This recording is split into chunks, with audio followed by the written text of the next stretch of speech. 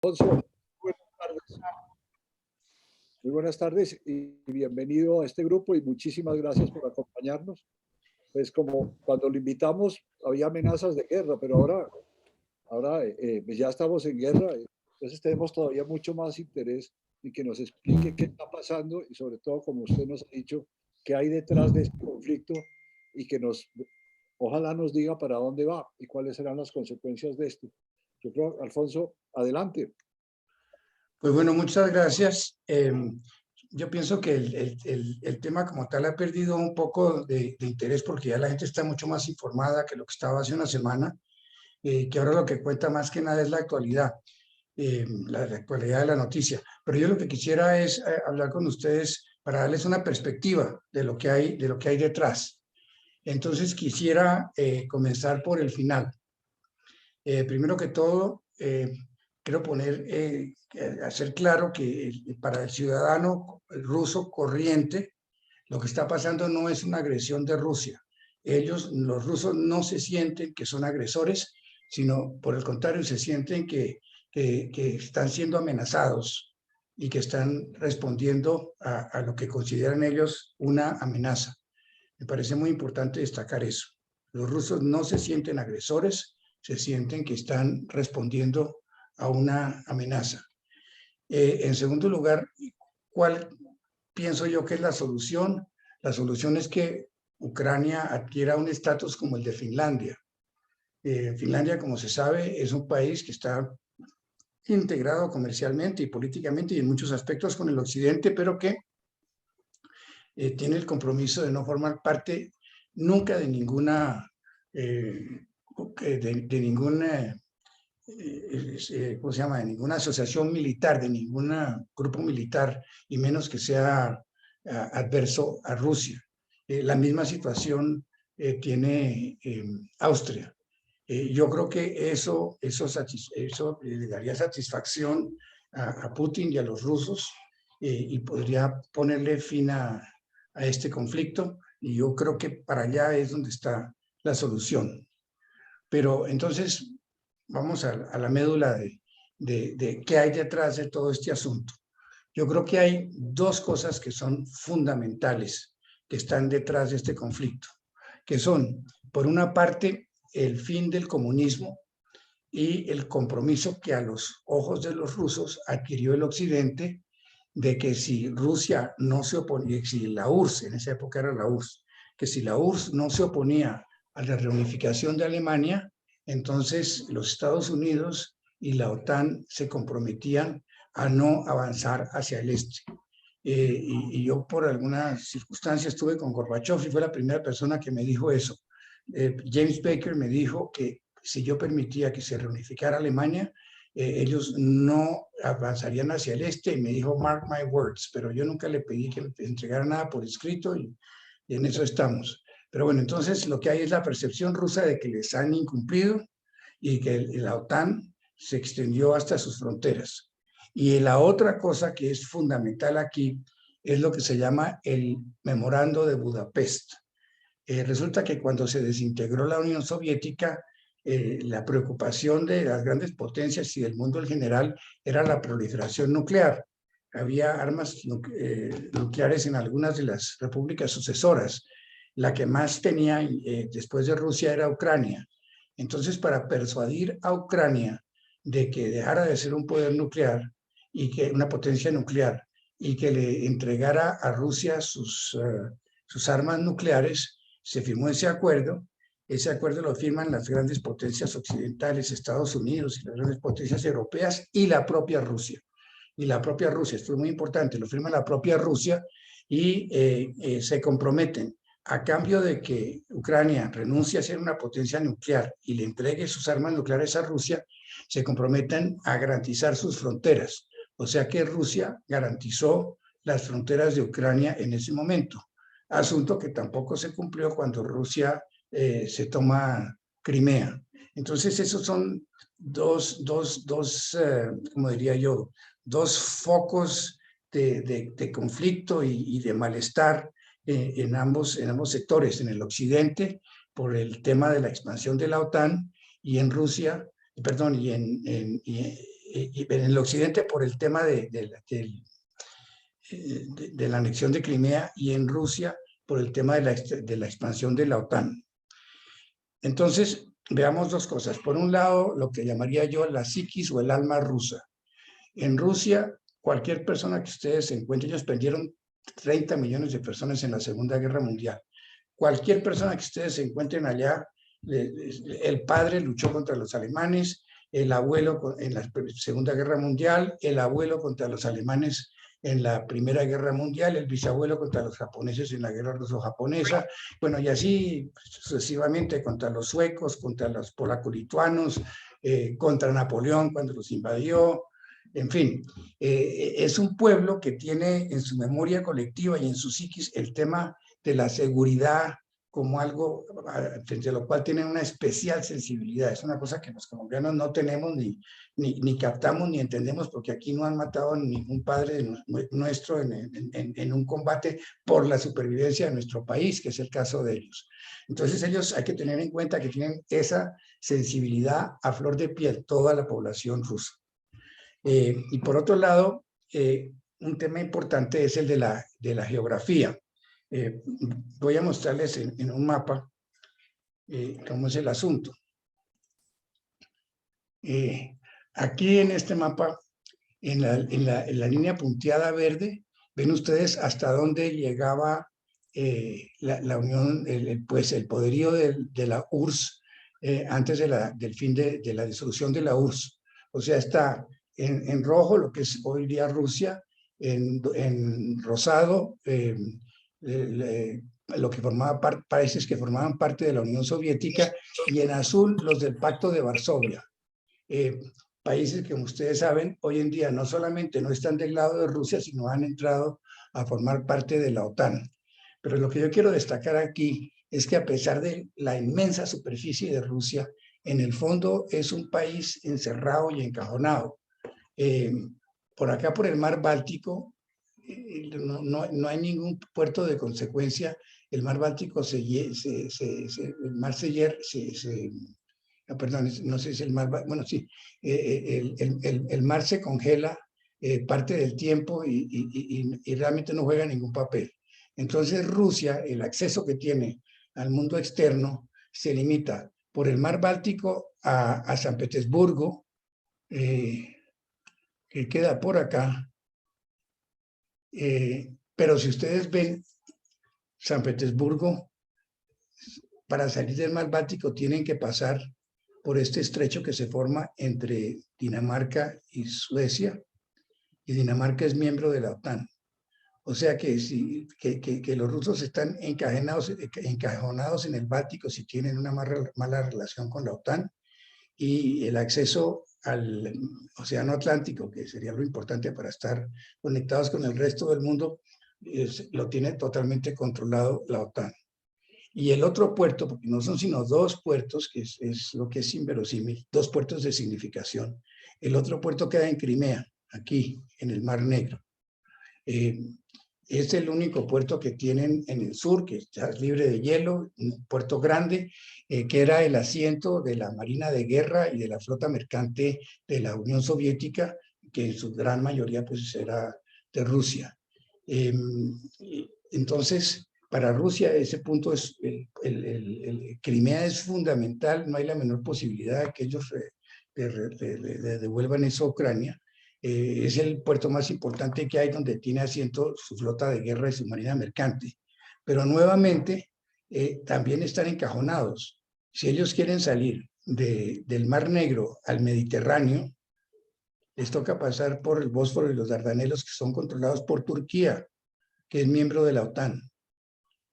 O sea que desde el punto de vista marítimo, están muy encerrados. En el otro extremo queda Vladivostok, que es también el único puerto importante, grande que tienen en el Pacífico, pero eso está en un mundo dominado básicamente por el Japón, que es un aliado cercano de la OTAN. Y por otra parte, todo este sector es lo que llaman la Gran Planicie del norte de Europa. Es decir, no hay ningún obstáculo natural desde por acá hasta el corazón de Rusia. Prácticamente es una autopista que va de los Pirineos hasta los Urales. Entonces los rusos, como no tienen un obstáculo natural, para ellos protegerse ha significado siempre que haya una gran distancia entre sus centros vitales, Moscú y San Petersburgo, y países que les puedan ser adversos. Por eso para ellos Ucrania y Bielorrusia son fundamentales como un colchón de seguridad. Y como ustedes podrán ver, es impresionante todo el área de influencia que ellos han perdido, y que países que antes eran prorrusos ahora son adversos a Rusia, y la distancia a la frontera rusa del confín del Pacto de Varsovia hasta Moscú, que podía haber sido de 3.000 kilómetros, hoy se ha reducido radicalmente. Y hoy San Petersburgo queda por acá, está prácticamente a tiro de flecha de Estonia. Entonces eso es para que vean la importancia y la significación de la geografía en lo que estamos hablando, la importancia que tiene Rusia y Bielorrusia como colchón de seguridad para Rusia, y la importancia que tiene Crimea para Rusia como un punto geopolítico y estratégicamente indispensable, donde tienen asientos sus flotas marinas y su flota de guerra.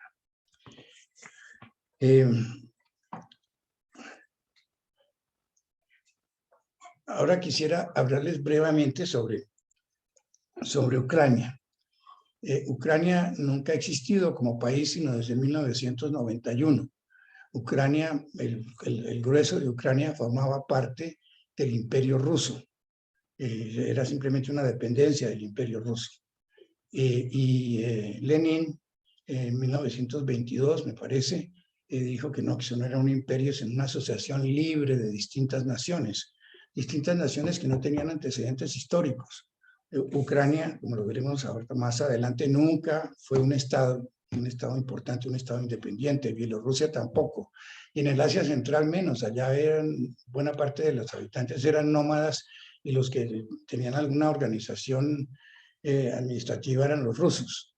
Pero entonces artificialmente pintaron unas fronteras, las pintó, tengo entendido, Stalin, por orden de Lenin, creando los países que vinieron a conformar la Unión de Repúblicas Socialistas Soviéticas, uno de los cuales era Ucrania. Pero esa Ucrania viene a ser hoy día solamente un poco más de la mitad de lo que es Ucrania, porque la otra parte de lo que hoy día es Ucrania nunca formó parte de Rusia, sino por el contrario, formó parte inicialmente de la Confederación Polano-Lituana y luego del Imperio de los Habsburgo, o sea que siempre estuvo orientada hacia el occidente. El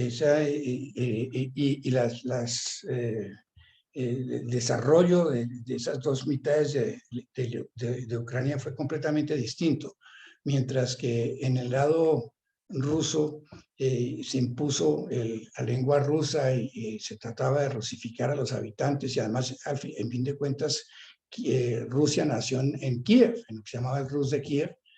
En el otro lado, en el lado Habsburgo, la política era mucho más liberal y les permitían desarrollar su propia cultura. Mientras que en el lado ruso, en ciertas oportunidades, se prohibía el uso del idioma ucraniano, con el argumento de que era simplemente una perversión, una degeneración del ruso por influencia polaca. En el lado Habsburgo sí se permitía el uso del idioma ucraniano, se permitía que imprimieran libros en ucraniano, que hubiera clases en ucraniano, medios de comunicación en ucraniano. De manera que las dos mitades crecen de una manera totalmente distinta. Tan es así que llegamos a la propia religión. En el lado oriental, próximo a Rusia, la iglesia ortodoxa rusa. En el lado occidental, por presión católica de los polacos, que eran los que dominaban en esa época, y los Habsburgo, que eran católicos, se crea la llamada Iglesia Uniata, que mantiene la liturgia ortodoxa, pero reconoce la supremacía del Papa. Bueno, entonces esas dos mitades vienen a conformar lo que es Ucrania hoy, y agregándole pedazos de otros países. Una parte de Besarabia, la Bucovina del norte, capital Chernovitz, se la arrebata Stalin a Rumanía en 1939. Y otra parte que era de Eslovaquia, Uzhhorod, también se lo toma Stalin y se lo incorporan a Ucrania.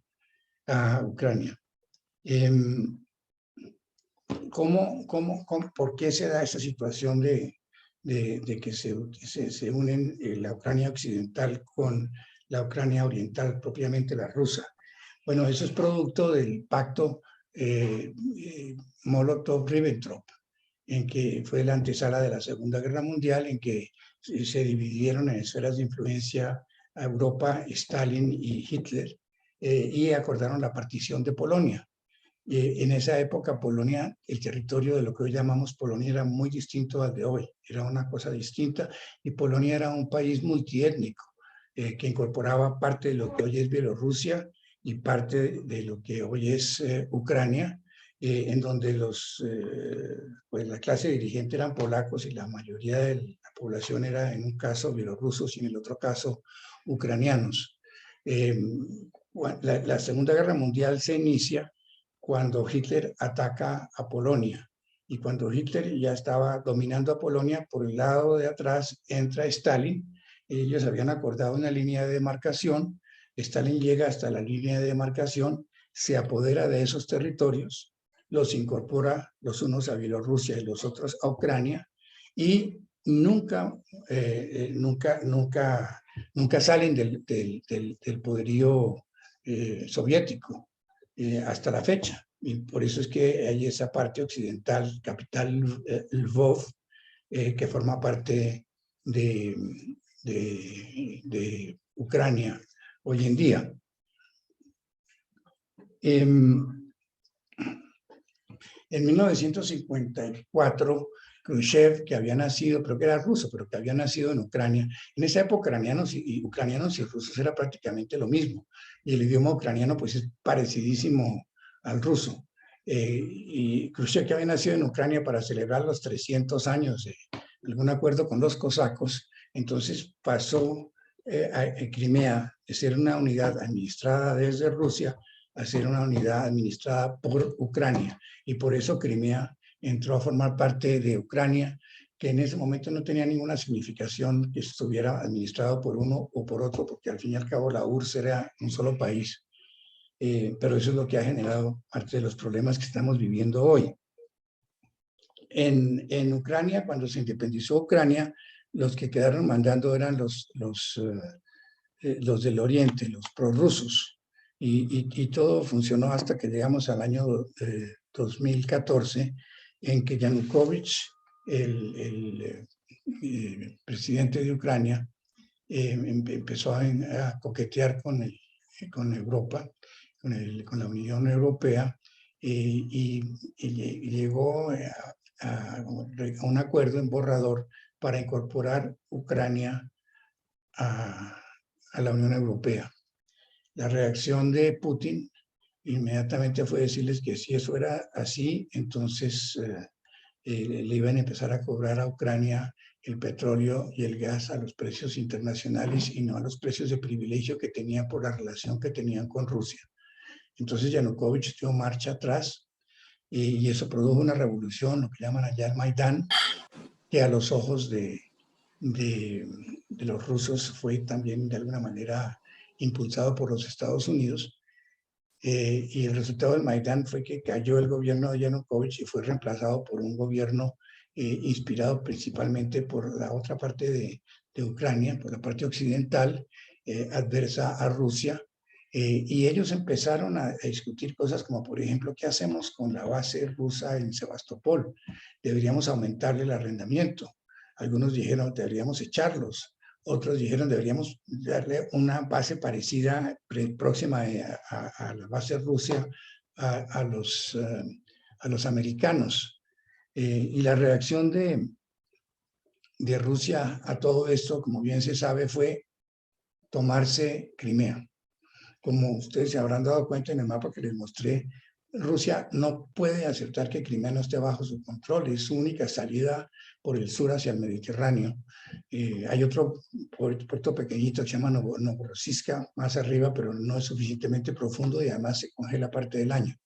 De manera que Rusia no podía aceptar que estuviera en manos que no fueran amigas, Crimea y Sebastopol. Yo creo que no hay ninguna posibilidad de que Rusia renuncie a Crimea por ese motivo. Además, la población de Crimea en un 80% es rusa. Todos hablan ruso allá. Además, sobra decir que en Ucrania el 80% de la población es bilingüe, que algo así como el 20 o 30% dice que el ruso es su lengua materna, y algo así como el, no sé, 15, 20% se sienten rusos.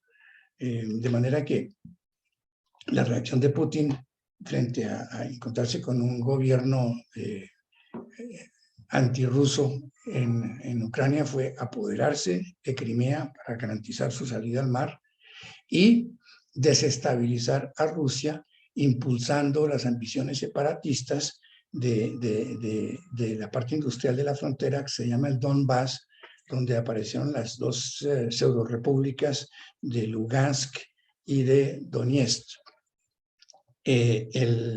Las dos repúblicas se proclamaron separatistas prorrusas y crearon unas milicias que enfrentaron al ejército ucraniano con el apoyo soterrado de Rusia y, ¿cómo se dice? Y lograron contener al ejército ucraniano, que no pudo establecer el control sobre las dos repúblicas. Esto se solucionó, o sea, pues se llegó a un armisticio que llamó el Acuerdo de Minsk, en que se llevaba un cese al fuego y se acordaba que habría negociaciones para de alguna manera respetar la integridad territorial de Ucrania y hacer que las dos repúblicas siguieran formando parte de Ucrania, pero con un estatuto autonómico especial. Porque la otra cosa que pasa es que en Ucrania pasaron una ley prohibiendo el uso del idioma ruso. Y como les dije hace un momento, buena parte de la población considera el ruso su lengua materna, y los rusos consideran lo que estaba pasando en Ucrania, prohibiendo el uso del ruso, que antes era lo que se hablaba por todas partes, como una persecución. Dicho sea de paso, lo que ha pasado en Ucrania es parecido a lo que está pasando en España, en Cataluña. En Cataluña estuvo reprimido durante mucho tiempo, desde la dictadura de Franco, el uso del catalán. Todo el mundo hablaba español en todas partes. En Barcelona, pues el idioma por todos lados era el español, aunque muchas personas hablaban en casa catalán y en el campo se hablaba catalán. Y ahora ha surgido ese sentimiento nacionalista. Ya por todos lados se escucha más el catalán de lo que se escuchaba antes, y lo han impuesto en la educación y está impuesto en ciertas actividades, en cierta pugna con el uso del español. Bueno, eso más o menos es lo que está pasando en Ucrania.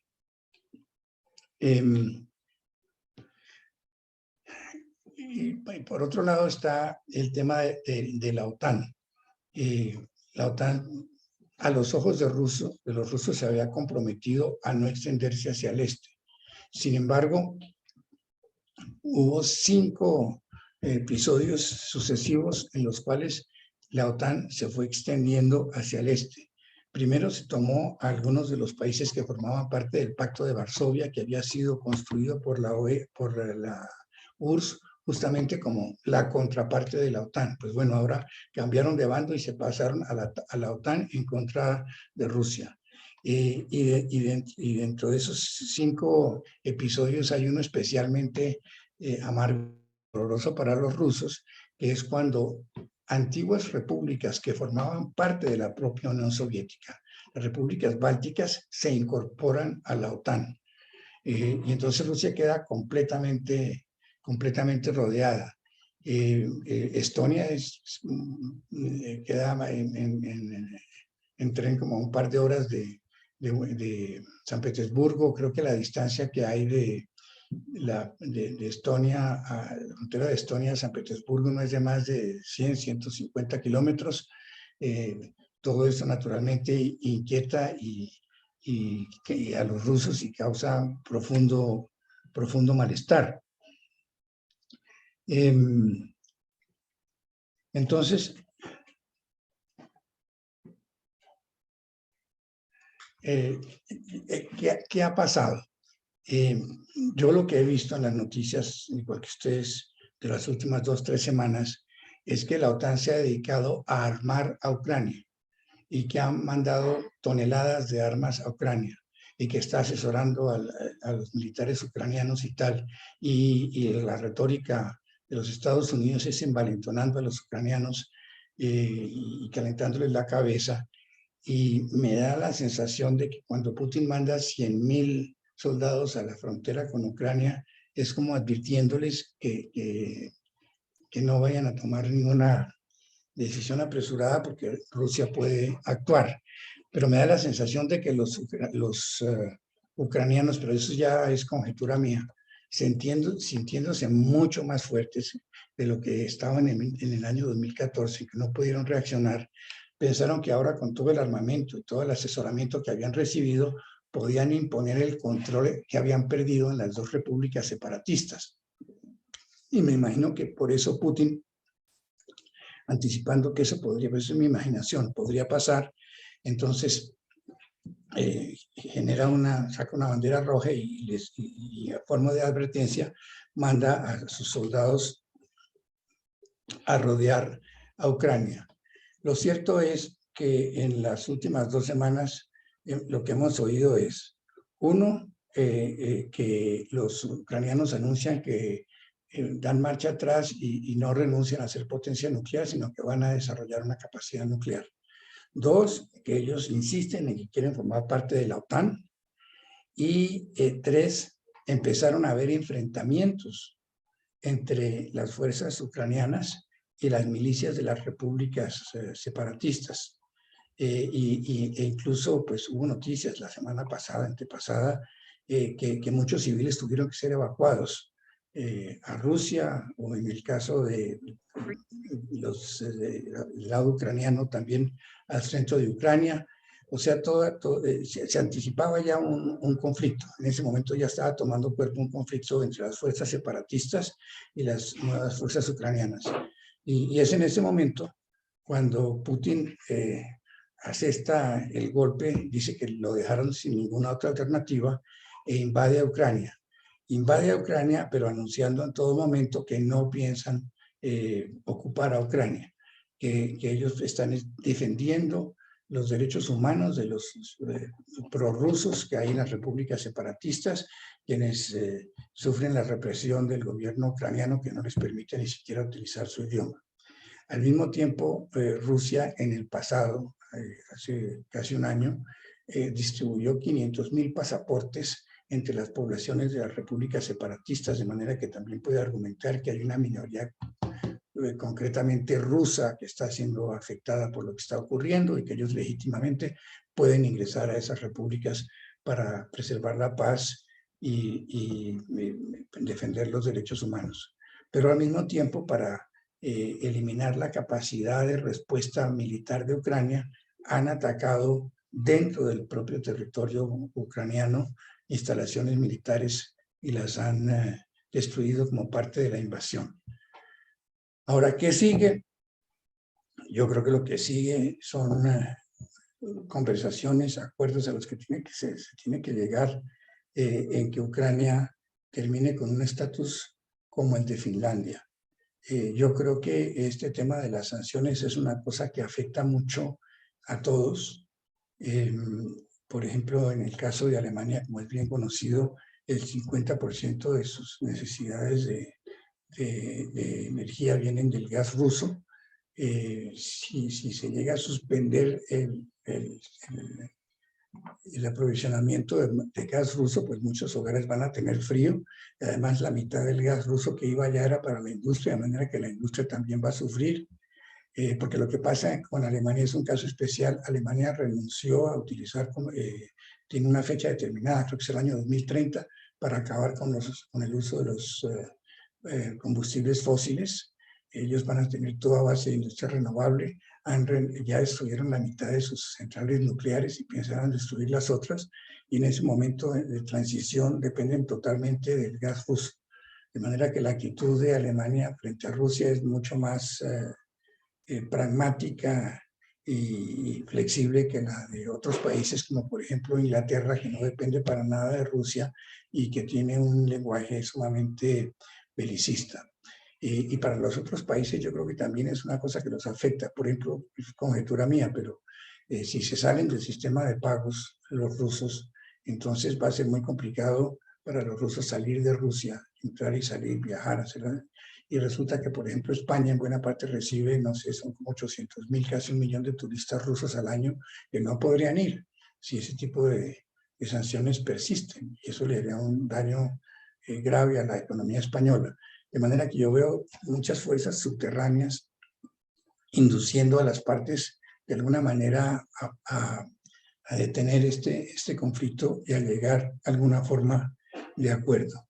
Es un gran síntesis lo que les quería decir. Solamente una reflexión final. Una reflexión final. América Latina se supone que es el patio trasero de los Estados Unidos, pero en realidad el 90% de los países latinoamericanos hoy día son o abiertamente, casi de manera belicista, enemigos de los Estados Unidos o gente que no simpatiza con los Estados Unidos. Es el caso de Chile, los que acaban de elegir, de los argentinos, de Evo Morales en Bolivia, del nuevo presidente del Perú, de la nueva presidenta de Honduras, de Nicaragua, de Cuba, etc. El único amigo de consecuencia que le queda a Estados Unidos en América Latina es Colombia. Y yo pienso que con un poquito de imaginación, Colombia debería poder sacar algún provecho de esa situación. Muchas gracias. Bueno, Alfonso, muchas gracias por esa presentación muy interesante. Creo que hemos aprendido de la historia y de los antecedentes de este conflicto. Como es usual, quiero invitarle a los asistentes a levantar la mano para hacer preguntas o comentarios y empezar una discusión con Alfonso. Luis Fernando Mejía, de FEDesarrollo. Adelante, Luis Fernando. Gracias, Alfonso. Muchas gracias por la presentación, muy interesante. Te quería hacer un comentario una pregunta frente a tu última observación que hiciste sobre el tema de América Latina, en particular del caso colombiano. Tú mencionabas, obviamente, que Colombia sigue siendo tal vez el socio estratégico más importante de Estados Unidos en la región, pero naturalmente, pues en el contexto mundial hay una especie como de rebalanceo de poderes, ¿no? Especialmente por el lado de China. Y bueno, todo lo que está ocurriendo actualmente también con lo que está haciendo Rusia para evitar, digamos, los elementos que tú mencionaste durante la presentación. Yo te quería preguntar, ¿cuál es tu percepción sobre qué ruta debería tener el país hacia adelante en el contexto de ese rebalanceo de poder? Es decir, por ejemplo, deberíamos continuar, digamos, en esa línea tradicional de décadas de continuar siendo el socio estratégico de Estados Unidos, o tal vez un poquito tratar de diversificar también nuestras alianzas y pensar en el caso, digamos, especialmente de China, que tanto ha tenido, digamos, presencia en América Latina y donde Colombia todavía no ha, digamos, tenido tanta presencia. Entonces, ¿cuál es tu perspectiva de Colombia en particular pensando en el largo plazo frente a esos elementos? Gracias. No, pues, no, realmente no. Y es una cosa que se sale un poquito de la órbita de lo que estamos hablando, con cuál debe ser la relación de Colombia en este conflicto entre Estados Unidos y Rusia y qué debe hacer frente a los Estados Unidos. Lo cierto es que Colombia no tiene mucha capacidad de maniobra, por más análisis brillantes que uno haga, el peso de los Estados Unidos sobre Colombia es muy grande. Lo que yo pienso es que Colombia debería sacarle alguna ventaja a ser realmente el único país amigo de Estados Unidos en América Latina que era considerado el patio trasero de los Estados Unidos. Y hoy es realmente el único país amigo de los Estados Unidos en América Latina. Eso tiene que poder darnos algunas ventajas. Okay. Bueno, ya tenemos varias manos levantadas. Pidió la palabra Pete Speakers y después Antonio Celia. A ver, Pete, adelante. Gracias, Armando. Gracias, Alfonso. Hemos escuchado un Horacio prorruso bastante interesante, rico en detalles históricos, siempre desde la perspectiva de un poder geopolítico muy fuerte como Rusia y la Unión Soviética durante varios siglos. Y Alfonso ha mostrado que hay un sentimiento de inseguridad ruso, pues era la gran víctima de la Segunda Guerra Mundial, sin duda, con muchas víctimas. La presentación de Alfonso se basa en una visión de poderes geopolíticos que yo, como holandés y muchos europeanos, pensaba que ya no existía. Cuando Alfonso muestra la sensibilidad de estar encajonado de parte de Rusia, también quiero decir que también hay sentimientos en Europa Occidental donde durante 45 años han estado detrás de la cortina de hierro, donde la gente en Alemania Occidental, Holanda, Bélgica, Francia, Italia, estaban también a 150, 200 kilómetros de una frontera de donde se pensaba detrás de la cual estaba el mal. Yo creo que con la desintegración de la Unión Soviética 89-90 hay como un cambio. Ayer dijo creo que la ministra de Relaciones Exteriores de Alemania, es una cosa que está pasando ahora, una guerra donde avanzan tanques. Nosotros pensamos que eso es algo del pasado, que eso solamente conocemos de los libros de historia, que algo así ya no pensamos nosotros. Entonces en Europa se están pensando, tenemos que volver a armarnos ahora para defendernos contra Putin, porque ahí en Europa Occidental se siente también amenazados con esa entrada de Ucrania. También quiero dar un elemento adicional que no mencionó Alfonso, que es cuando se desintegró la Unión Soviética, Ucrania se volvió a ser un país independiente. Y en el año 92 o 93, creo, había un referéndum donde preguntaron a la población de Ucrania, ¿usted quiere estar con Rusia o ser un país independientemente? Y 83% optaba para ser un país independiente. Yo creo que hay que aceptar que Ucrania también puede ser un país soberano y la mayoría creo que se siente soberano y creo que también hay que tomar en cuenta eso. Alfonso, ¿quieres comentar? Sí, el referéndum no fue si Ucrania quería estar con Rusia o ser un país independiente, sino si Ucrania quería seguir formando parte de la URSS o salirse de la URSS. Y muchos países hicieron ese mismo referéndum y se salieron de la URSS, al punto de que paradójicamente hoy en día, el Día de Rusia también es cuando Rusia se salió de la URSS. Es así de paradójico, pero uno piensa que son lo mismo, pero en realidad para muchos efectos son lo mismo. Pero en Rusia también se celebra el día que se salieron de la URSS. Pero aprovecho solamente para hacer una acotación. Cuando supuestamente los americanos se comprometieron a no extender la OTAN hacia el este, lo hicieron con la URSS, no con Rusia. Ellos pueden argumentar que ellos se comprometieron con la URSS y no con Rusia, y que Ucrania es un estado sucesor de la URSS, igual que Rusia, igual que Bielorrusia o Kazajistán. Okay. Antonio Celia, adelante. Buenas tardes a todos los. Hola, Alfonso, un gusto en verte. Yo tenía una pregunta muy simple y es, ¿hasta dónde van a llegar los americanos en esto? Porque tú dices que las sanciones económicas, financieras van a ser potentes y pueden generar una retracción de los rusos por todo lo que cuentas. ¿Serán suficientes esas sanciones en este caso, que en otros casos no han funcionado? ¿Los americanos tienen que ir mucho más fuerte? ¿Tiene que haber acciones bélicas para que esto se resuelva como los americanos pretenden?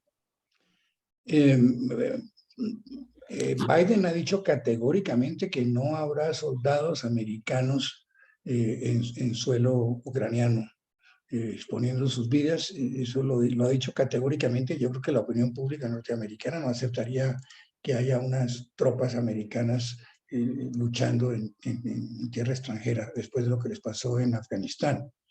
Lo de las sanciones yo creo que va a dividir bastante a los occidentales. De por sí ya los intereses de Alemania y los Estados Unidos van en contravía. Alemania quiere recibir gas barato y ha auspiciado la creación de los dos Nord Streams, y los americanos trataron de sabotear de todas formas la construcción de esos dos gasoductos. Le impusieron sanciones a las compañías que estaban construyéndolos. Algunas tuvieron que dejar la obra precisamente para evitar las sanciones. De manera que los intereses de Alemania y de Estados Unidos en este caso, yo creo que no coinciden 100%. Alemania, por un ratito, pues, me imagino que puede amenazar con que no va a comprar más gas y cosas de esas, pero en el largo plazo es una cosa que no tiene sentido. Y lo mismo con otros países. Y en general yo veo que los países del sur, Italia, España y tal, son mucho menos aferrados a la idea de insistir en las sanciones, porque a ellos les está afectando eso, por ejemplo, por la vía del turismo. De manera que yo veo que se va a generar cierta tensión al interior de los occidentales, porque los americanos no pierden prácticamente nada. Y en cambio, para muchos países occidentales es costoso el tema de las sanciones a Rusia. Gracias, Alfonso. Gracias. José Leibovich, adelante. Buenas tardes. Bueno, Alfonsito, mucho gusto de volverte a escuchar después de hace un buen número de años. Quería oír tu opinión sobre cuando tú hablas de las acciones de la OTAN en estos últimos años. Quisiera oír tu opinión sobre el debilitamiento de la OTAN que se dio particularmente en cabeza del presidente Trump de los Estados Unidos. Entonces, me llama un poco la atención si esta acción tomada también por Putin no responde en alguna medida a una evaluación del debilitamiento que la OTAN venía teniendo en los últimos tiempos, y aprovechar también ese elemento para hacer este movimiento que estamos observando. Pues puede ser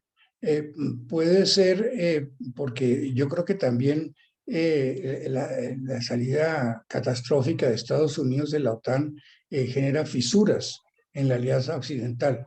Yo recuerdo que los americanos se fueron de la base que se llamaba de Bagram un día a la medianoche sin decirle a nadie, y dejaron allá helicópteros y tanques y material de guerra. Y al día siguiente los alemanes en la Deutsche Welle, el noticiero de ellos, decían: nos se fueron sin avisarnos y nos han dejado acá teniendo que evacuar a nuestra gente de un día para otro sin ningún preaviso. Fuera de que además estuvieron negociando los americanos con los talibanes sin la participación de los europeos. Yo creo que se van a producir fisuras en la alianza occidental. Okay, gracias, Alfonso. Alejandro Linares.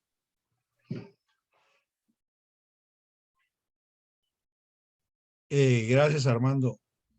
Una pregunta más cercana a Colombia y es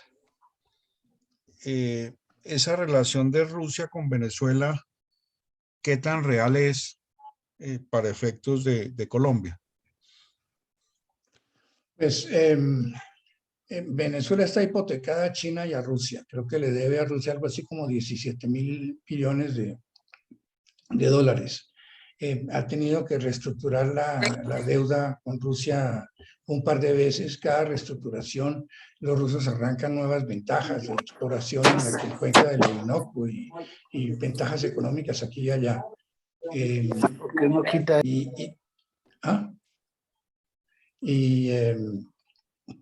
Eso por una parte. Pero por otra parte, Rusia lo que ha hecho en Venezuela cuando le dan mucha publicidad a lo que hace, básicamente es responder a lo que hacen los Estados Unidos en la vecindad de Rusia. Entonces, que se presenta un incidente con algún buque norteamericano en el Mar Negro, pues entonces viene aquí un avión y sobrevuela sin autorización territorio colombiano, o que hay maniobras militares en Polonia. Entonces los rusos mandan unos asesores militares aquí a Venezuela y tal. Pero yo creo que Rusia no tiene la capacidad para desafiar a los Estados Unidos. La economía de Rusia es pequeñita. Rusia es un país súper moderno y muy interesante y tal, pero básicamente lo que exporta es gas, petróleo y armas. Y la economía es del tamaño de la economía de Corea del Sur. Es la 11ª economía a nivel mundial, de manera que yo creo que tienen ahí una limitante financiera muy grande para querer en forma desafiar a los Estados Unidos en esta parte del mundo. Yo creo que es más simbólico y más un desafío mostrar los dientes, pero no veo que tengan los recursos para poder enfrentar a los Estados Unidos aquí. Perfecto, gracias, Alfonso. Florencia Borrero, buenas tardes. Adelante, Florencia.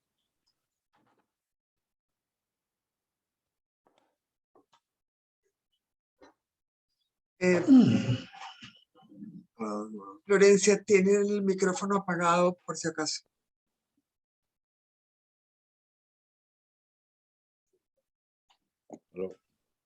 Florencia.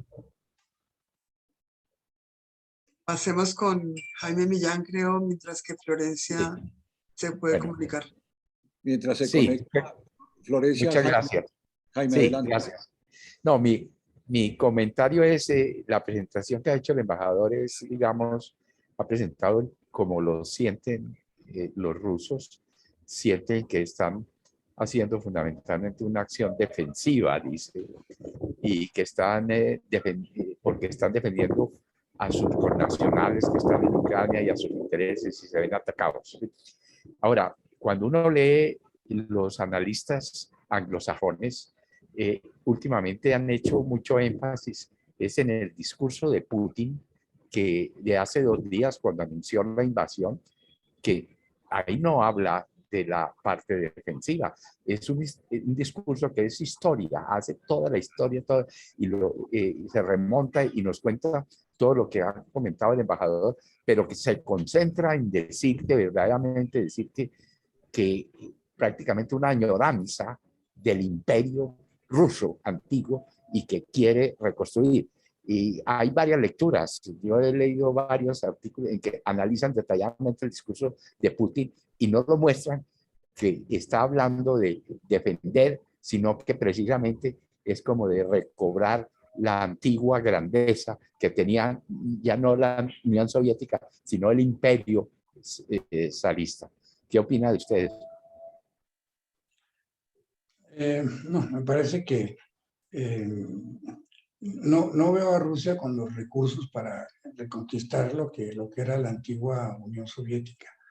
Y él lo que hace es un recuento histórico y dice que los ucranianos, lo cual es cierto, y los rusos son prácticamente un mismo pueblo y que Rusia nació en Kiev y que para Rusia nunca será una tierra 100% extranjera a Ucrania.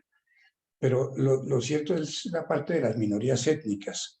Cuando se desintegra la Unión Soviética, los rusos estaban repartidos por toda la Unión Soviética, al punto, por ejemplo, de que en Kazajstán los rusos hace unos 30 o 40 años eran mayoría, había más rusos que kazajos. En Letonia los rusos son casi la tercera parte de la población. En Ucrania, como lo hemos visto, una parte de la población es rusa. Y los rusos sienten naturalmente cierta responsabilidad por el trato que reciban sus connacionales, por así llamarlos, en las repúblicas vecinas. Y eso varía de país en país, ¿no? En Letonia es un tema sumamente delicado, porque los rusos que no saben hablar, letón no son considerados ciudadanos letones. Entonces son apátridas, tienen unos documentos ahí como si fueran residentes, pero sin derecho a votar y sin derecho a formar parte de la administración pública ni del ejército. No tienen ningún derecho. Y sin embargo, paradójicamente, el alcalde de Riga, que Riga tiene la tercera parte de la población es rusa, el alcalde es un ruso naturalmente asimilado a Letonia.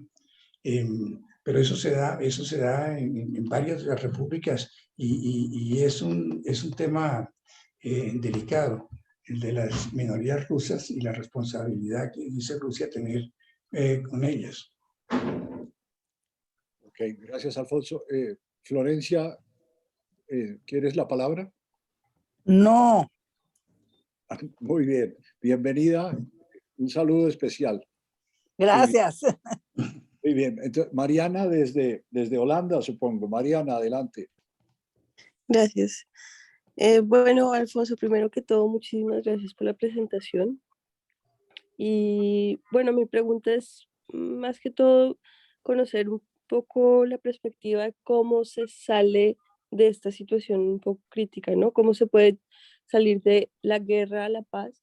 Y bueno, usted ha mencionado el acuerdo, si no sé mal, el acuerdo que se tiene con Finlandia. Entonces mi pregunta es, ¿cómo es ese acuerdo y de qué manera se puede, digamos, superponer a la situación de Ucrania? Y bueno, sí, eso es. No, lo de Finlandia no sé si hay un acuerdo firmado, pero el hecho es que Finlandia ha actuado y tiene un compromiso de no formar parte de ninguna alianza militar. Y Putin lo que ha venido pidiéndole a los Estados Unidos es que le den garantías de que Ucrania nunca va a formar parte de la OTAN. Y como ustedes vieron, el mapa es impresionante cómo se ha corrido la OTAN desde el Oder hasta la frontera con Ucrania y ahora quiere llegar a la frontera misma de Rusia. Y por cierto, yo me pregunto qué es la OTAN. Es una cosa que se creó para protegerse de la Unión Soviética. Se acabó la Unión Soviética y sigue habiendo OTAN. Y no solamente hay OTAN, sino que además crece. Ha tenido 5 etapas sucesivas de crecimiento. Y hoy día tiene el doble de los socios que tenía cuando se creó. ¿Qué papel sirve? No sé. Yo pensaría que para luchar contra el terrorismo, el narcotráfico, alguna cosa así, pero su objetivo primordial era la Unión Soviética. Y en Rusia, cuando les dicen que la OTAN no es una alianza militar agresiva, sino que es una cosa para beneficio de todos, y entonces los rusos siempre saltan y dicen, ah, no es ofensiva, entonces ¿por qué bombardearon a Serbia? ¿Por qué invadieron a Irak? Y acabaron con Irak, ¿por qué se metieron en Afganistán? Muy bien, gracias, Alfonso. Andrés Velasco, adelante. Buenas tardes a todos. Gracias, Alfonso, por la descripción. A mí me intrigaba un poco leyendo los análisis de prensa en la dirección que usted los hacía también, un poco la política. Si nos pudiera llevar un poco de la mano, ¿cómo se logra esos gobiernos aversos a Rusia central desde el 2014 y hacia adelante? ¿Cómo se podría garantizar, digamos, ese equilibrio político con gobiernos pues, que entiendan esa situación rusa de sentimiento de amenazas sin una permanencia permanente de esos ejércitos rusos en Ucrania? No sé si tiene sentido mi pregunta, pero lo que me intriga es un poco cuando uno lee y lee sobre lo prorrusos que son en Ucrania y sobre que la población habla ruso y que son descendientes y que son, etcétera, llegar a nombrar gobernantes que desestabilizaron, digamos, los equilibrios que existían previos y cómo volver a esos equilibrios. Gracias, Alfonso. No, pues yo no sé, porque el problema central aquí es la desconfianza que tiene el occidente de Rusia y la desconfianza que tiene Rusia de occidente. Entonces, aquí uno vive normalmente y no piensa en otra cosa y tal. Yo cuando llegué a Rusia me encontré con que los rusos se sienten rodeados por una alianza militar enemiga. Eso es un sentimiento que tienen todos ellos, rodeados y encajonados por una alianza militar enemiga. Y constantemente, mientras yo estuve allá, incidentes en la frontera. Que a la semana pasada, que ¿cómo se llama? La flota rusa, las naves rusas descubren que hay un submarino no identificado cerca de Vladivostok en el mar del Japón, y entonces que lo expulsan del mar territorial. 2 semanas antes que un buque de la OTAN, precisamente de España, tal eso, entra al Mar Negro, y entonces los rusos se ponen tensos, a pesar de que el Mar Negro tiene costas con Ucrania y con Turquía, pero ellos lo consideran como pueden considerar los americanos el Caribe. Entonces mandan unos buques para seguirlo y escoltarlo mientras está en el Mar Negro. A cada rato que hay aviones de la OTAN, por ejemplo, por el Mar Báltico, piloteados por noruegos, que salen a interceptar los 2 o 3 cazas rusos y a asegurarse que no ingresen al espacio aéreo ruso. Eso es una constante allá. Es decir, mientras yo estuve allá, por lo menos una vez cada 2 o 3 meses se producía un incidente. Y ahorita, como les digo, se acaba de producir el del submarino en el mar del Japón y el del buque de guerra de España que penetra el Mar Negro. Hace 6 meses incluso hubo un intercambio de disparos entre un buque inglés y las baterías de tierra de los rusos. Y afortunadamente eran disparos de advertencia y no pasó a mayores. Pero fue una cosa que produjo mucha perturbación en Rusia. ¿No? Aquí incluso creo que por cuenta de eso se presentó algún incidente con Venezuela, de esos en que los rusos mandan asesores o alguna cosa de esas. Muy bien, gracias Alfonso. Tito Yepes, adelante, él está más cerca de Ucrania ahorita. Tito. Gracias. Yo vivo aquí en Suiza, vivo al lado, en Francia, pues al lado de Suiza. La pregunta que tenía es la misma que usted tiene, que a la final, ¿qué es la OTAN? Y eso pues me surge de ver la gente con la que interactúo acá, que es principalmente europea. Esta es una región, digamos, con muchos migrantes.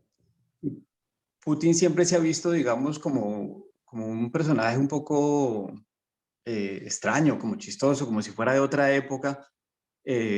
Lo ven de esa manera, digamos, y también hay gente rusa que más o menos son como exiliados, entonces la imagen es como muy mala.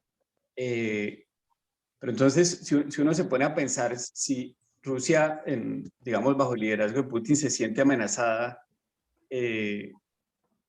¿por qué se siente amenazada? ¿Qué es la OTAN como para que ocurra una cosa que es diferente a lo que ven los ciudadanos europeos, que es un proceso, ellos se ven como una democracia, unos países ya muy avanzados, muy tranquilos, donde todo es pacífico, y estos avances de la OTAN no parecieran estar en la mente de los ciudadanos? O sea, como usted lo dice, la OTAN avanza, la OTAN genera una serie de conflictos, pero eso no lo registra el ciudadano. Eso es una cosa como muy extraña. Siguiendo las noticias ahorita, en ninguna parte se registra, digamos, como esa situación, digamos. Por supuesto, eso va a la pregunta suya de qué es la OTAN a la larga y sobre todo qué es la OTAN en relación con lo que pasa con los ciudadanos en Europa. Y tengo otra pregunta y es, ¿cómo ve usted esa reunión de hace unos días entre Xi Jinping y Putin? ¿Es una reunión, digamos, de darle un visto bueno para que Putin pueda avanzar realmente o hay una agenda, digamos, de liderazgo o asociada a Taiwán? Es una incógnita muy grande, me parece a mí en este momento. ¿Cuál es, digamos, el papel que China quiere jugar en este momento? Gracias. Pues China es el verdadero rival de los Estados Unidos. Y lo que está ocurriendo con la OTAN y con la actitud de Occidente es que están empujando a Putin en brazos de China. Cuando toda la gente sensata piensa que lo interesante sería tener a Putin de este lado, que además lo necesitan para combatir el terrorismo y muchas otras cosas, pero todos estos episodios lo que hacen es empujar a Putin en brazos de China. Y entonces Rusia renunció a integrarse a Europa como lo había pretendido en un principio. El grupo de los 7 se convirtió en el grupo de los 8 y se incorporaron a varios organismos internacionales como la Organización Mundial del Comercio, etc. Pero se sintieron rechazados y entonces ahora la estrategia que ellos están impulsando es lo que llaman la estrategia de Eurasia. Crearon una unión ahí de Eurasia y tal, y cada vez están más cerca de China. Hay cierta desconfianza también de los rusos frente a los chinos, y cierto malestar, pero están ahí y yo veo que eso va para ahí. Les cierro con una reflexión tonta. Algunos de ustedes deben haber leído de geopolítica Haushofer, que hablaba del Lebensraum, luego Halford Mackinder, que hablaba de la teoría del Heartland, un tipo que se llamaba Nicholas Spikeman, que hablaba de la teoría del Greenland, y ahora surgió un ruso que se llama Alexander Dugin, que es el de la teoría de Eurasia. Halford Mackinder escribió un artículo famoso que se llama The Pivot of History, que decía que había una cosa que se llama The World Island, que es Europa, Asia y África, que están todas unidas, y que quien controla lo que él llama The Heartland, controla The World Island, y esa persona controla el mundo. Y el Heartland es básicamente lo que hay entre los Urales y Europa del Este. Y él dice que quien controla Europa del Este y una parte de Rusia controla The Heartland, y quien controla The Heartland controla el mundo. Entonces más adelante salió este señor, se llama Nicholas Spikeman, que es el de la teoría del Greenland. La teoría del Greenland es que lo que tienen que hacer es los adversarios de Rusia, que básicamente son las potencias marítimas, Estados Unidos, Inglaterra, lo que tienen que hacer es volver a tener alianzas especiales o tener como satélites a los países que rodean a la masa rusa. Y de ahí sale la política que los Estados Unidos han venido aplicando siempre hasta hoy, que es la llamada teoría del containment, que se volvió famosa por lo que llaman The Long Telegram, que lo escribió, ahora se me fue el nombre del diplomático americano que fue el que sentó las bases de la teoría del containment. Y si ustedes se ponen a ver en lo que estamos ahora, es en eso. Y la reacción de los rusos es decir, entonces nos vamos para el Asia y vamos a sentirnos, vamos a impulsar la teoría geopolítica de Eurasia, y es donde encajamos nosotros y no en Europa. Muy bien. Gracias, Alfonso. María Mercedes Cuellar, adelante. Gracias, Armando. Alfonso, ¿cómo le va? Pues lo felicito por la presentación, estuvo súper interesante y yo tiendo a tener una gran coincidencia de opiniones con lo que estaba expresando respecto de los rusos. Esta historia rusa es una historia muy complicada y muy pesada que uno no puede ignorar, pero dentro de ese mundo me llama la atención la propuesta que usted tiene de cómo cree que se van a desarrollar los eventos, y me parecería interesante que profundizar un poco más cómo puede llegar a que Ucrania se vuelva un país neutral o ese tipo de cosas. Me parecería interesante oírle. Bueno, yo quisiera poder producir lo que va a pasar, pero Putin ayer o esta mañana ofreció reunirse en Minsk con una delegación de Ucrania para parar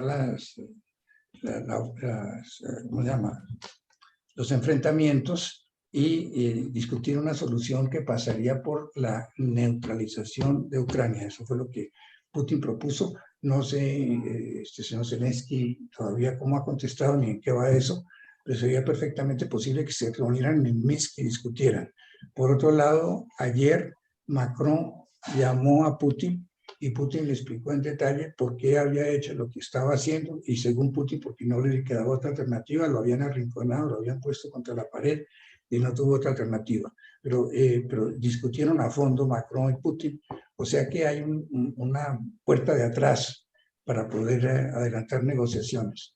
Yo creo que o bien directamente Putin con los ucranianos, pues no Putin, sino una delegación rusa, una delegación ucraniana pueden sentarse a llegar a algún acuerdo, o si no, yo creo que los europeos están interesados en que esto termine, porque esto a la postre ellos también tienen que pagar las sanciones de otra manera, que a los Estados Unidos prácticamente ni las notan. Por ejemplo, Noruega era el gran exportador de salmón a Rusia, y ahora por cuenta de que están castigando a los rusos ya no les venden salmón, y los que han ganado con eso son los chilenos. Ahora uno de los grandes exportadores de salmón a Rusia son los chilenos.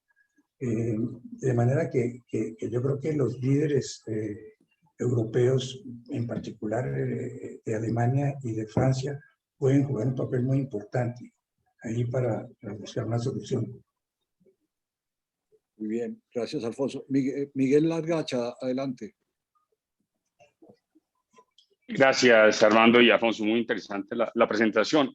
Había bajado la mano Armando porque parte de la pregunta ya se había formulado, pero aprovecho para reformularla de esta manera. Pues Rusia ciertamente después de que anexa Crimea se empieza a preparar para lo que es desconectarse del mundo occidental. Y me refiero en términos económicos. Sin hielo, normal.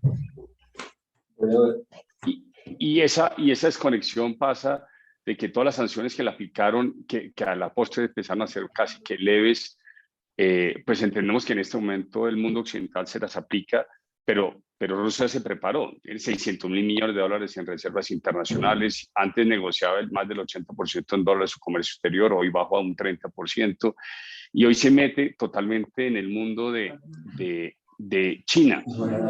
Y ya se ha hablado de esa relación China-Rusia y de qué va a depender. Entonces mi pregunta iba muy enfocada, Alfonso, a ver qué va a pasar con esa relación China-Rusia y particularmente entendiendo que en el gran imperio soviético, pues por supuesto, parte del territorio que tiene hoy en día Rusia era chino. Entonces, ¿hasta qué punto de verdad es un aliado China o hasta qué punto se va a convertir también en una fuerza opositora a los rusos? Pero indudablemente las sanciones económicas no van a producir un efecto en el corto, algo en el mediano plazo, y no pueden apretar más porque se vuelven sanciones contra sí mismo.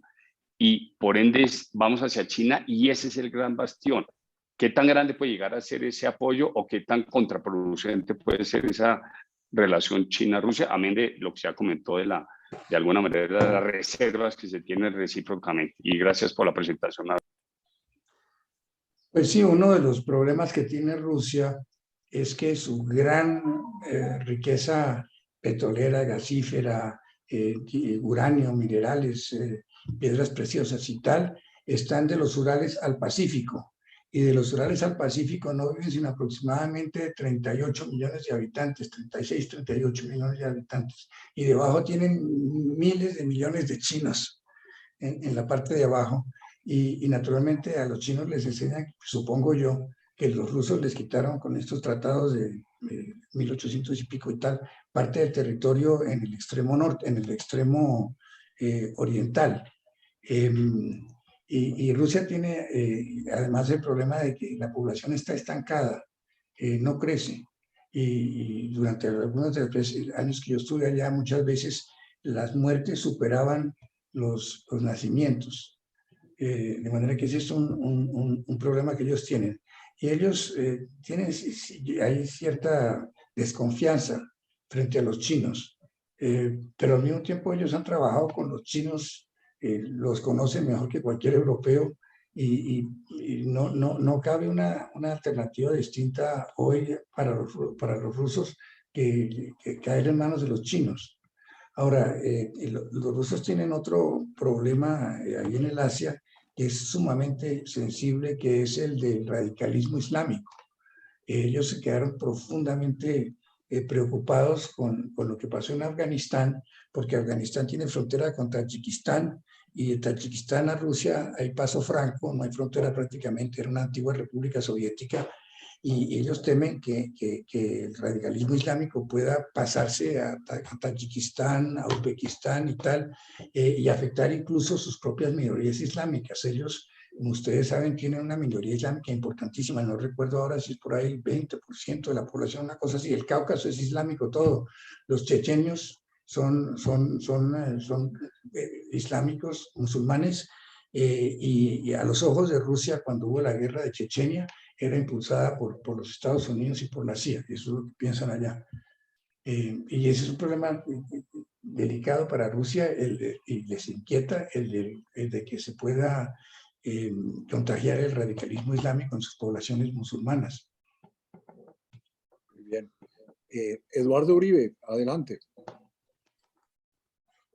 Hola, Alfonso. Buenas tardes y gracias por la presentación. Una pregunta: ¿qué tanto apoyo o rechazo interno entre la ciudadanía tiene esta intervención de Putin? ¿Y qué papel juega la sociedad, digamos, la ciudadanía en las decisiones que él llega a tomar? Bueno, francamente yo no estaba allá cuando todo esto ocurrió, de manera que no sé. Lo que he visto en las noticias de los medios rusos es que hubo manifestaciones en contra en las principales ciudades, pero que fueron manifestaciones relativamente pequeñas, pero eso lo destacan. Si ustedes ven Sputnik o TASS, ahí hablan de las manifestaciones que hubo en contra. Yo creo que el ciudadano promedio se siente que Putin está respondiendo a lo que podría constituirse en una amenaza para la seguridad de Rusia. Eso pienso yo que pensaría, por ejemplo, mi secretario en Moscú. Muy bien. Gracias, Alfonso. Imelda Martínez. Adelante, Imelda. Bueno, buenas noches. Dos preguntitas. La primera, ¿tú ves a Putin fuerte en este momento al interior de Rusia? Es decir, ¿lo volverían a elegir? Ellos, ¿no será que está débil y está buscando alguna forma de fortalecerse? Y la segunda pregunta es, creo que el interés real de China es proteger a Taiwán. Ellos no pueden aceptar que ninguna nación grande se coma a una chiquita. ¿Tú qué crees?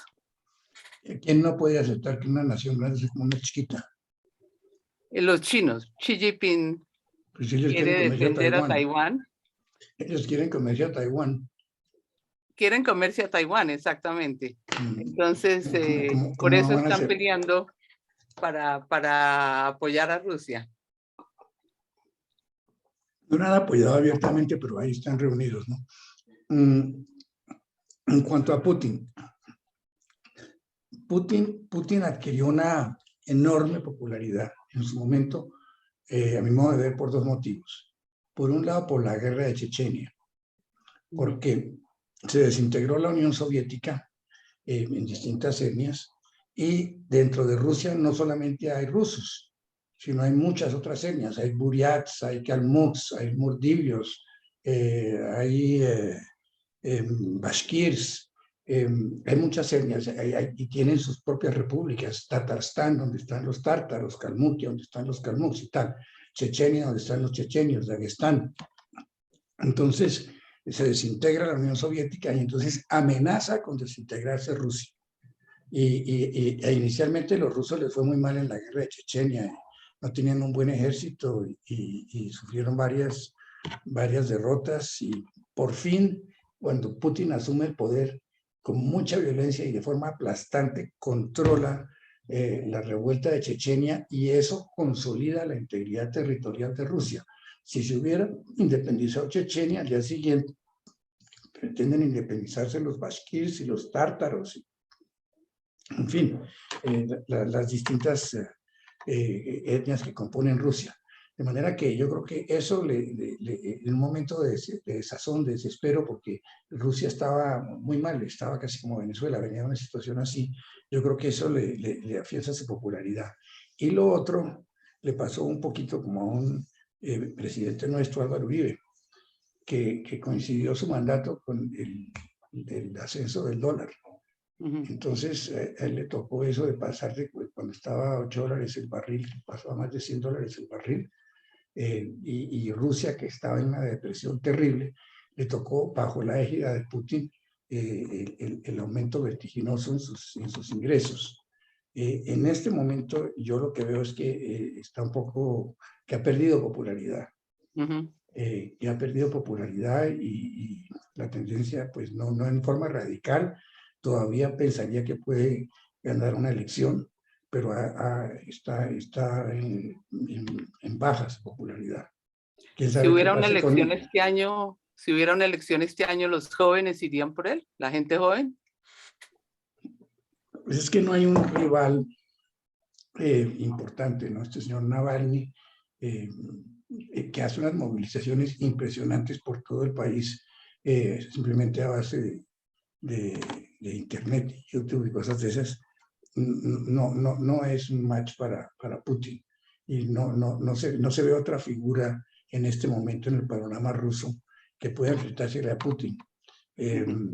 Yo pensaría que ganan unas elecciones, pero no tan holgadamente como en otras épocas. Ok, muchas gracias, muy interesante.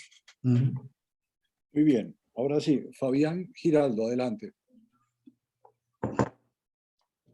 Gracias Armando, gracias Alfonso por esta interesante presentación. Yo quisiera moverme en otro frente, quizás político, y para esta pregunta tal vez te pediría que trataras de contestar en 3 escenarios. Quizás es muy temprano para hablar de efectos de segundo y tercer orden en este campo, pero ¿cuáles efectos tú ves que pueden empezar a suceder, particularmente en Europa, en elecciones, por ejemplo, en Francia, en el resurgimiento de movimientos ultranacionalistas y ultraderecha y generar pues nuevamente quizás una carrera armamentista, quizás retomar el tema de las fuerzas, era una fuerza, no recuerdo cómo se llamaba, la fuerza multinacional europea o algo así, una fuerza que se quería crear en algún momento y que ha estado en la discusión. En Estados Unidos, ¿cómo pavimenta esto eventualmente una vía para una posible reelección de Trump? Y bueno, y lo que puede pasar con las elecciones próximas que se vienen allá también. Y si valdría la pena traer los temas de defensa nuevamente a la discusión, casualmente aquí en Colombia, en esta carrera por la presidencia. Bueno, yo no sé muy bien el efecto que vaya a tener en Europa. En Francia, en este momento, las cosas están entre Macron y la derecha. Que curiosamente, allá tradicionalmente en Rusia consideran que los partidos de derecha se entienden mejor con el régimen ruso que los partidos de izquierda. Pero no podría pronosticar el caso de Europa. El caso de Estados Unidos es bien interesante. Obama tenía una muy mala relación con Rusia, cosa que yo no entiendo porque aquí tuvo una relación sumamente buena con Cuba y fue muy amplio y tal. Pero allá él patrocinó mucho de los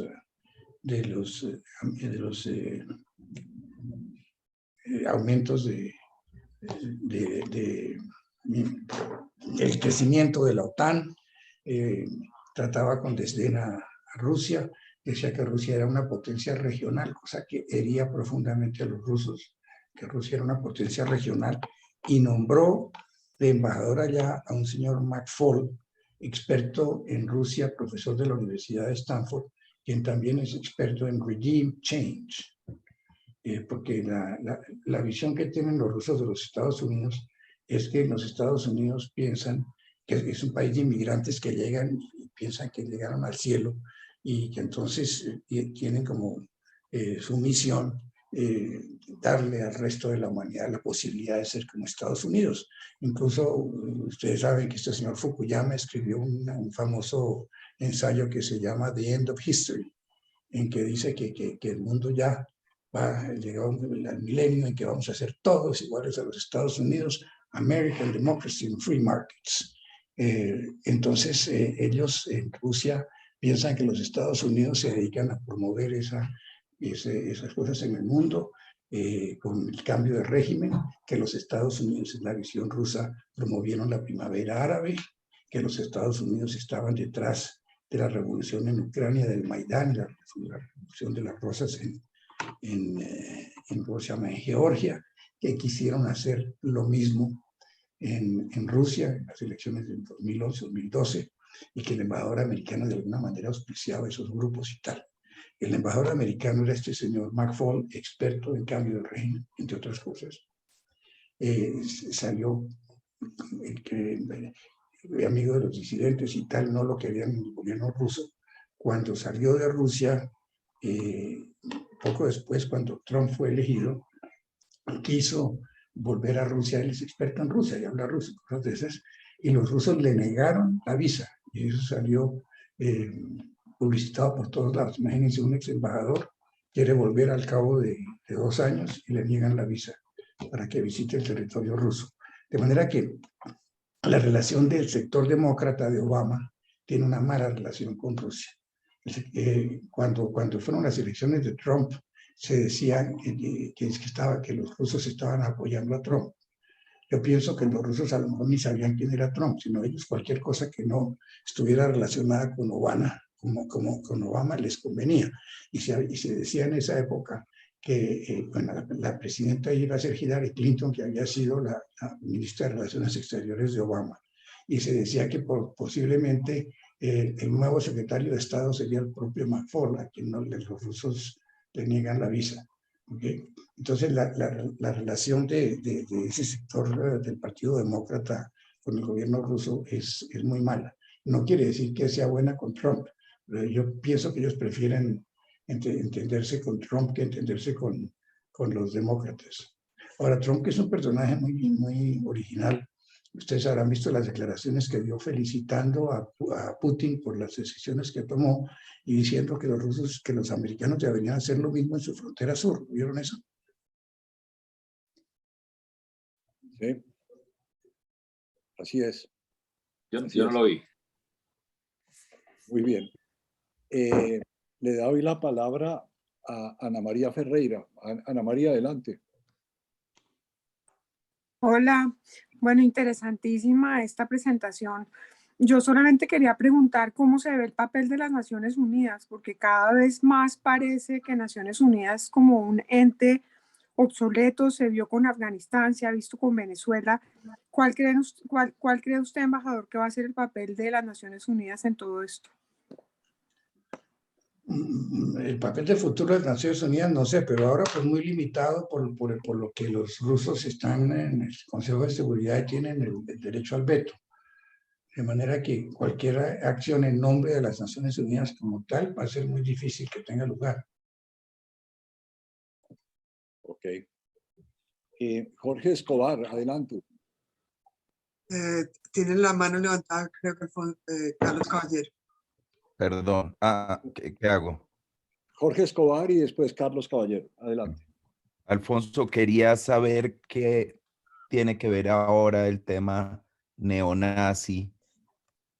¿A qué se refiere Putin con eso y por qué está usando eso como una excusa de invasión? ¿En qué momento empieza a haber esa discusión? Porque es que la palabra nazi está cargada de connotaciones terribles en Rusia. Entonces, acusar a los ucranianos de que tienen algo que ver con que son neonazis o tal, eso galvaniza al pueblo ruso, que lo han formado desde chiquitito con el tema de los nazis como unos demonios que casi acaban con su país y que causaron 30 millones de muertos. Entonces eso políticamente sirve en Rusia. Y lo que está pasando es que sí, en efecto, han surgido grupos ultraderechistas en Ucrania, particularmente los que vienen del occidente de Ucrania. Pero eso del neonazismo en todos lados funciona, ¿no? Es decir, en la Alemania Oriental es donde tienen fuerza hoy día los neonazis, por decir algo. Y en Letonia también fue un escándalo en Rusia que honraron a algunos letones que habían luchado del lado nazi en contra de los rusos. Gracias. Carlos Caballero. Adelante, Carlos. Gracias, Armando. Muy interesante, Alfonso, la presentación. Yo creo que quedamos muy bien informados e ilustrados. Mi comentario tiene que ver con el fracaso de la diplomacia. Usted que es diplomático, que ha sido diplomático, que ha estudiado diplomacia. Cuando uno echa para atrás la crisis de los misiles en 1962, en que los militares gringos querían invadir Cuba, y Kennedy no los dejó y hizo sus movidas diplomáticas con el embajador de Rusia, de la Unión Soviética en Estados Unidos, y hizo unos compromisos con Khrushchev. Bueno, yo no voy a invadir Cuba y le voy a quitar así, me voy a demorar y voy a quitarle los misiles que tengo en Turquía, pero usted quita los misiles de acá. Sí, y fue un éxito diplomático impresionante que evitó una guerra nuclear. Entonces yo no entiendo cómo los occidentales y los diplomáticos occidentales no van y le dicen, mire, nosotros no vamos a invadirle aquí Ucrania ni la OTAN le va a meter a esto y usted no se mete con Ucrania y no, pero es decir, a mí sí me parece que la historia muestra que la diplomacia tiene unos triunfos importantes y que Estados Unidos fue fundamental en ese manejo para evitar una confrontación que hubiera sido dramática y nuclear. No sé, ¿usted qué piensa? Claro, yo lo que pasa es que yo veo una actitud muy de confrontación de parte de las autoridades americanas actuales y de la gente que inspira la política rusa en los Estados Unidos. Hay mucha gente que son los que llaman Cold Warriors o gente que no quiere a Rusia. Y yo oyendo todas las declaraciones de Biden, que no tiene frontera con Rusia y no tiene ningún problema con Rusia y vive miles de kilómetros en el mar en otra parte, era 20 veces más agresivo que cualquier líder europeo. Y ellos son los que manejan la OTAN, ¿no? Pero y ahora en plena época electoral, ese es otro problema. Para que Biden dé marcha atrás no será fácil, ¿no? Gracias, muchas gracias. Gracias, Alfonso. Pues ya no hay manos levantadas. Yo les quiero decir que aprovechen que tenemos al embajador con nosotros. O si no, nos toca leer en el tiempo. Entonces... O si no, perdón, les recomiendo que se lean un artículo que me mandó Armando de Kissinger, buenísimo. Que dice más o menos lo que dijimos hoy, solo que no me lo había leído. Bueno, preparé esta cosa. Sí, gracias. Alfonso, una curiosidad y le hago una pregunta de ignorante. ¿Qué hace Colombia en la OTAN? Digamos, Colombia supuestamente tiene algún acuerdo y me salgo un poco del tema. Y también yo creo que podemos estar tranquilos porque salió una noticia en semana, hace como 2 días, que Colombia no enviará tropas a Ucrania. ¿Okay? Pueden estar tranquilos. Muy bien. Bueno, señores, ¿alguien más quiere decir algo o despedimos a Alfonso? Entonces, Alfonso, muchísimas gracias por estar con nosotros, por educarnos sobre este problema entre Ucrania y Rusia. Y bienvenido a este grupo cuando usted quiera participar en cualquier momento, pues más que bienvenido. Y quisiera invitarlos a todos a que despidamos a Alfonso pues con un gran aplauso. Alfonso, muchas gracias. Muy bueno todo.